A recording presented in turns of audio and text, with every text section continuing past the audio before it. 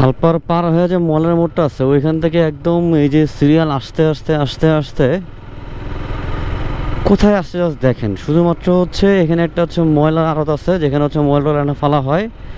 ওইখানের ভ্যানগুলা 2 থেকে 3 লাইন করে ছাইয়ে রেখে দেয়, একদম হচ্ছে আপনার রাস্তা পুরো ব্লক হয়ে যায়। সেটা দেখার কেউ নাই। দেখতে পাচ্ছেন কত বড়, কত বিশাল আকারের জ্যাম হয়েছে এখানে। এই যে জ্যাম কোন পর্যন্ত চলে গেছে, তো বিশাল আকারের অবস্থা, বিশাল আকারের অবস্থা। এটা কি দেখার কেউ নাই, কোনো মা বাপ নাই এখানে। এই যে এখান থেকে প্রাইভেট কারগুলা ঘুরাই ফেলতেছে অবশেষে। এত বাজে অবস্থা এখানে।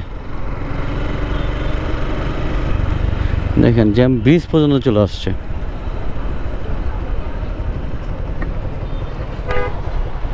কি অবস্থা ভাই! পুলিশ আছে, পুলিশ আছে। আসলেই পুলিশ দাঁড়ায় আছে এখানে, গেলেই পুলিশ ধরবে।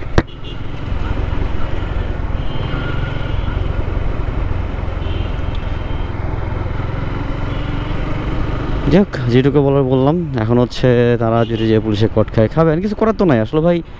এই লেভেলের যদি আসলে জ্যাম থাকে মানুষ কি করবে? মানুষকে এখানে সারাদিন বসে থাকবে নাকি? জ্যামের কারণ কি? কিছুই না। ওই যে ময়লার যে ডাস্টবিনটা আছে এখানে, সব জায়গার ময়লা এসে ওখানে জমা হয়। এই সেক্টরগুলোতে ময়লাগুলো এসে জমা হয়। ওখানে যে ভ্যান গাড়িগুলো আসে, ভ্যান গাড়িগুলো 2-3 লাইন করে রাস্তা বন্ধ করে রেখে দেয়। এটাই হচ্ছে ওখানে মূল সমস্যা।